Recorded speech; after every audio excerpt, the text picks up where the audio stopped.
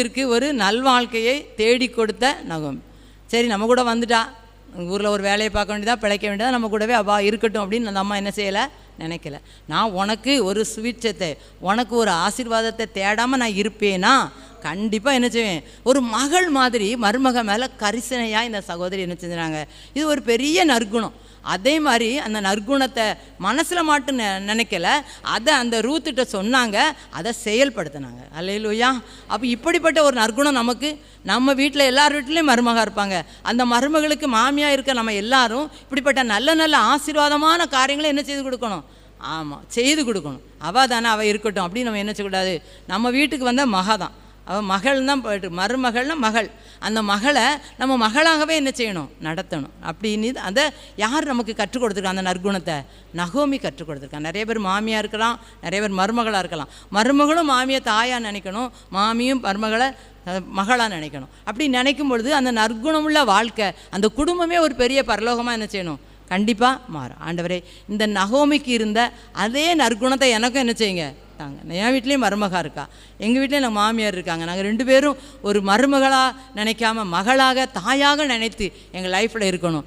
நான் அதே மாதிரி நம்முடைய குடும்பத்தில் உள்ள ஆண்களும் மருமகனையோ நம்முடைய வீட்டுக்கு வந்திருக்கிற மருமகளையோ நம்ம நேசிக்கணும். அவர்களுக்கு நம்ம செய்ய வேண்டிய காரியங்களெல்லாம் ஆசீர்வாதமாக செய்யணும். இப்படி எங்களுக்கு கற்றுத்தாங்கப்பா. நாங்கள் உமக்கு பயந்து இந்த காரியங்களை செம்மையாக நாங்கள் செய்வதற்கு நீங்கள் எனக்கு போதிச்சு தாங்க. அந்த நற்குணத்தை, அந்த நற்குண வாழ்க்கையை யார் காட்டி கொடுத்துருக்கா? நகோமி. ஆண்டவரே, இந்த நற்குணத்தை எங்களுக்கு தந்ததுக்காக சோத்திரம். ஆண்டவருக்கு நம்ம கரங்களை தட்டி நம்ம நன்றி செலுத்துவோமா?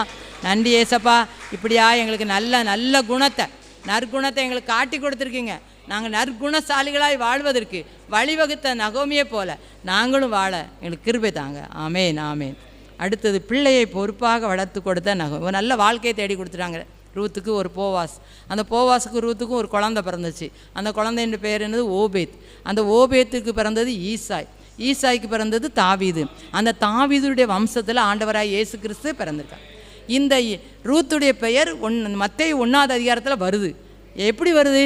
இந்த ரூத்து இவ்வளோ தூரம் ஆண்டவருக்காக, ஆண்டவருடைய ஒரு சிச்சைக்கு எவ்வளோ சிச்சை வந்தாலும் அதெல்லாம் தூர வச்சுட்டு தன் மாமிக்கு கீழ்ப்படிந்து இங்கே வந்து இருந்ததுனால அவள் லைஃப்பில் ஒரு பெரிய ஆசீர்வாதம். இந்த போவாஸ் ரூத்துடைய வாழ்க்கையில் இயேசு கிறிஸ்துவின் வம்சம் என்ன செய்யுது?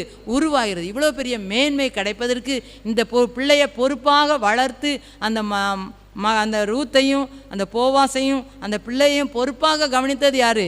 நகோ. பிள்ளையை பொறுப்பாக வளர்த்து ஆசீர்வாதமாய் கொடுத்த ஒரு தாய். நம்மளும் அப்படி தான் இருக்கணும். அவள் பெற்ற பிள்ளையை நான் ஏன் வளர்க்கணும்னு சொல்கிற மாமிமார் நிறைய பேர் இருக்கிறாங்க. என்னுடைய பிள்ளையை மாமியார்கிட்ட ஏன் காட்டணும்